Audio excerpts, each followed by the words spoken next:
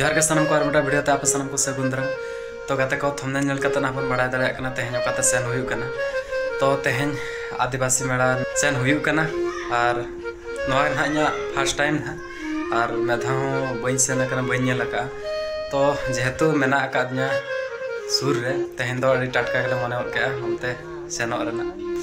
तो ठीक गया और वीडियो कंटिन्यू रे तहन मताबन और मुचाद धरि नेल मा।